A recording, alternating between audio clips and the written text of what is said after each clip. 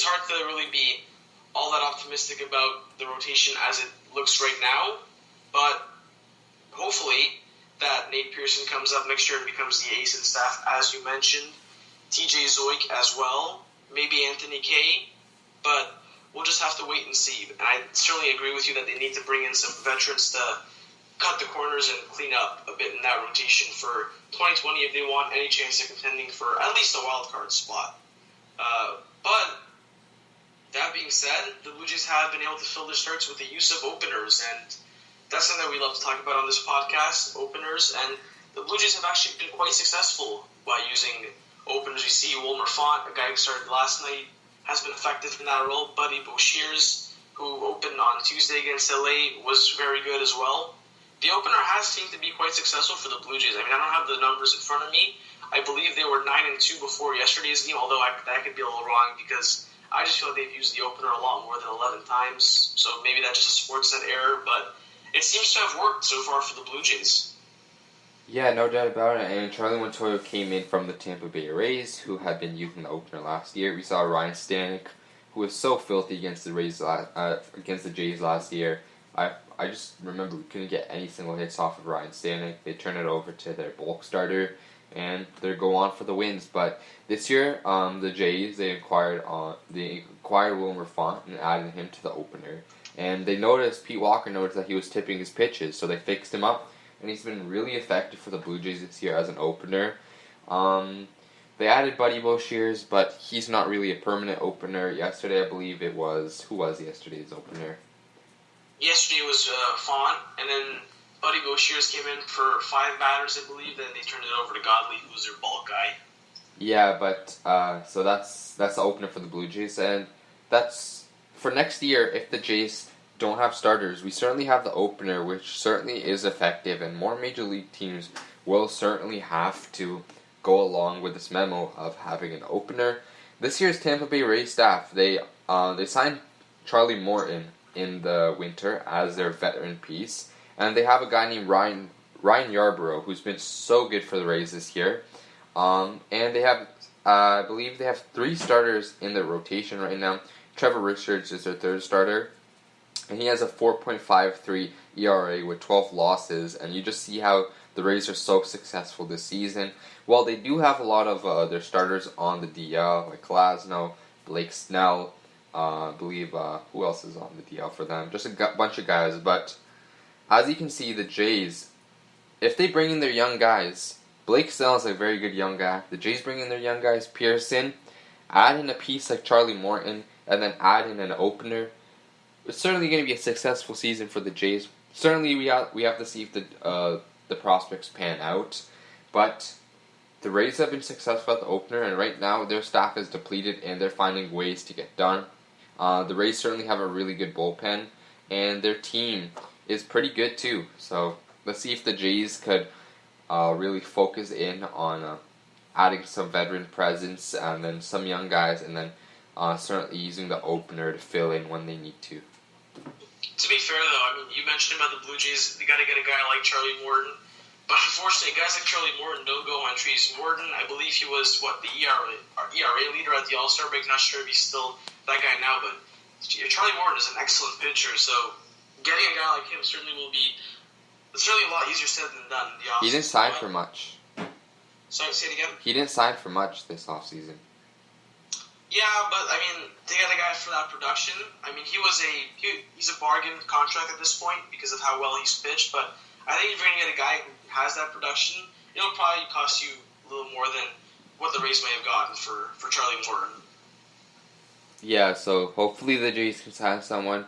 Michael Wacha's certainly not going to be the Charlie Morton for the Jays, but he does have a nice previous pass with the Cardinals, so I want the Jays to sign him, but optimistically, Madison Bumgarner or Jarrett Cole would certainly be the way to go. And hopefully the Jays brass sees what the fans see and see the need they need, and hopefully they can maximize that.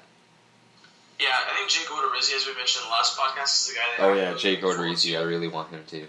Yeah, he's the guy that I think would be the ideal fit.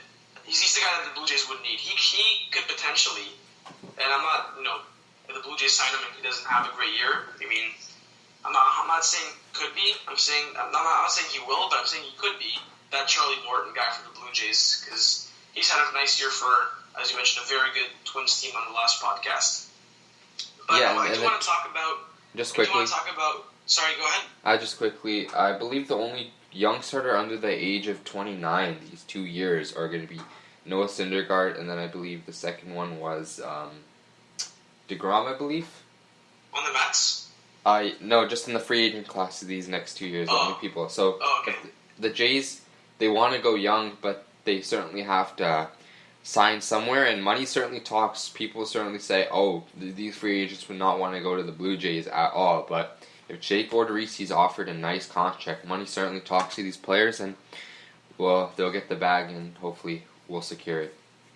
Yeah, but, I mean, the thing too, is you're not going to get young through free agency. I think teams really know that. Free agency, you're just looking to build your team on the open market, but usually guys who are free agents, they've been in the league for, I mean, at least top-tier free agents have been in the league for at least 6 years, 7 years now, so you're not really getting a lot of youth on that aspect, but I do agree. I think, Jay Odorizzi, if a lot of the contending teams, a lot of the bigger market teams go out and get their guys, I think he could certainly come to Toronto if it means getting, a decent sum of money, which the Blue Jays would likely, it would probably take about a 3-4 year deal, I would say, maybe 4 years, because it is Toronto after all, and about a $60 million deal. I think that kind of money, you could have a serious conversation about him.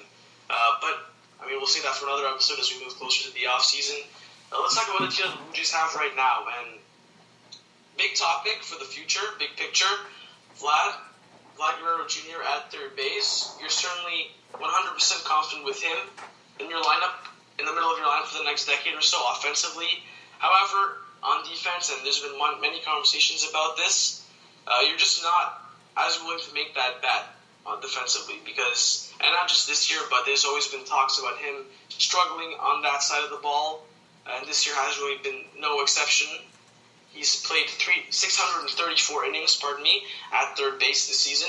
He's made 14 errors, -4 defensive runs saved, and a -8.8 UZR. So certainly less than impressive numbers for Vladdy at third base. And to add insult to injury, he suffered that knee injury on Saturday against Seattle, as I mentioned earlier on the pod. The same knee injury that he dealt with last year and missed over a month in the big leagues. Probably not in the big leagues, in the minor leagues, what I'm talking about. So I think defensively, is it really a big concern? Is it something that the Blues have to worry about right now? Or how big of a concern do you see this for the future, Mo? So it's been a hot topic as of late. I don't really see it as much of a concern because his production on the hitting wise is certainly gonna carry the toll away. And we saw with Edwin, he was playing third base for the Blue Jays. Jose was playing third base, and their defense was certainly not good. So Edwin got switched over to first base. And then he went up to DH. Well, that could possibly happen with Vlad, with scouts possibly expecting that he'll eventually end up at first or possibly even right field. I just don't think... I think he should stay at third base. I feel like he was the first 80 grade on his hit tool list, so he can certainly hit. And his defense, how many errors did you say he did have? He had 14. He has 14 in 634 innings. So that's certainly a sign of concern, but the Jays are committed to have him there, and there are reports of his work ethic, so it's probably going to be concerning to see if he does come into camp next year, certainly overweight. They're probably going to have some kind of transition into first base, kind of sign of leniency, but there's probably some kind of commitment from this 20-year-old that to stay in third base, and he seems to like it over there. So I feel like he should stay. His bat brought him to the big leagues, so his glove will probably have some time to work on it. Yeah, I agree with you. I don't think it's that big of a concern right now. I think for the rest of the season, Vladdy Guerrero got to be there at third base. He's got to be playing every day. But to me, the major concern is he's already suffered a knee injury, the second one in one calendar year. And the fact of the matter is he's getting a lot of off days, which, according to this Blue Jays training staff, might appear to be a full season, might only be, 120, 130 games. So if that's going to be the case, and in those 120, 130 games that he is going to be playing at third base, they're subpar as they have been this year. I think it's got to be at least something worth talking about, a discussion the Blue Jays got to have about Vladdy at third base for the foreseeable future. You're definitely going to need some guy to back up, and I think Brandon Drury has filled in that role nicely this year. He's been the Blue Jays' best defensive left side of the infield guy pretty much since opening day. Unfortunately, you can't really say that about his bat, but defensively he's been very steady on that side. But Brandon Drury, he's not going to be here forever. You're going to need guys who can sort of insulate that third base slot for the future if Vladdy isn't ready to take that toll long term. But as you mentioned, I think this offseason's got to be a real commitment for him. Not so much necessarily to lose all that weight, but certainly, I guess, lose some of that weight, I'd say, and look a little more athletic there at third base. I guess stay healthy. He's got the arm to be a big league third baseman, but that range and the ability to field the ball and his ability to react to the ball being hit at the hot corner is certainly got to be a concern, and something that he's got to make a priority this offseason. But I'll be curious to see how exactly he does that, and if or not, the Blue Jays believe that he can be that guy at third base for the foreseeable future. Yeah, and hopefully instead of, as is usually these foreign players, they certainly go back to their countries in the offseason. Hopefully the Blue Jays convince him to stay in like the Florida camps to work on his defense. Yeah, absolutely. And some other big news, well, I wouldn't say big news, but some news worth mentioning that's happened over the past week or so. Left-handed pitcher Travis Bergen, I believe that's how you pronounce it, Bergen. Yeah, Bergen. Yeah, well, whatever it is, I apologize if I mispronounced it, but he was returned to the Blue Jays from the San Francisco Giants. He was a Rule 5 pick of the Giants from the Blue Jays this past offseason, and unfortunately I had the numbers just in front of me a second ago. Don't have them right now, but I'll pull them up as we speak.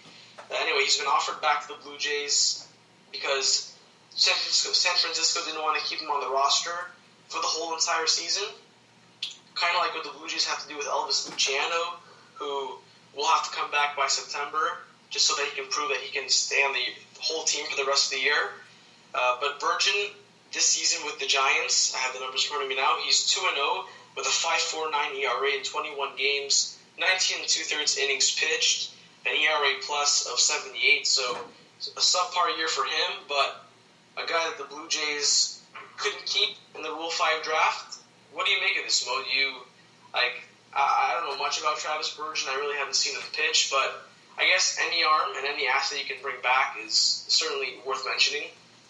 Yeah, no doubt about it. So it's certainly weird to see Bergen let go by the Giants so early with the Rule 5 in September coming so close. But there's certainly some concerns with his injuries. Travis has certainly dealt with many injuries throughout his minor league career, major league career. He's 25, 26 this offseason, and just last year he was in Dunedin. He's just gotten off to a slow start in the minors.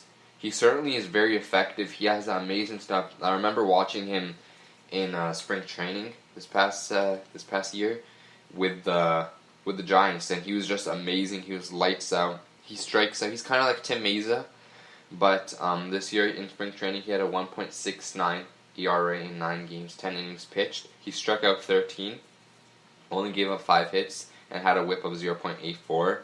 He's certainly an effective pitcher, and the Jays certainly could use a lefty in the bullpen. So expect to see Travis up in September when the rosters expand. Tim Mays and Travis Bergen could certainly be a filthy combo out in the bullpen, but certainly never hurts to get back a pitcher where the Blue Jays fans were pressing you on because last year this time around in December fans were pretty angry for letting Romano and Bergen go, but here we are now, and they're all back to us now. Romano just came up today, so Bergen, he should be up soon. The Jays also have Kirby Sned in the minor leagues, who's a filthy strikeout pitcher. So never hurts to add a pitcher, but his injury concerns are slowly concerning. But he's a good pitcher, so I'm excited to have him back. Yeah, and that lefty, second lefty, or primary lefty, I'd say, out of that bullpen, is something that's been a big concern for the Blue Jays. They really haven't had a guy to stabilize that role really since Brett Cecil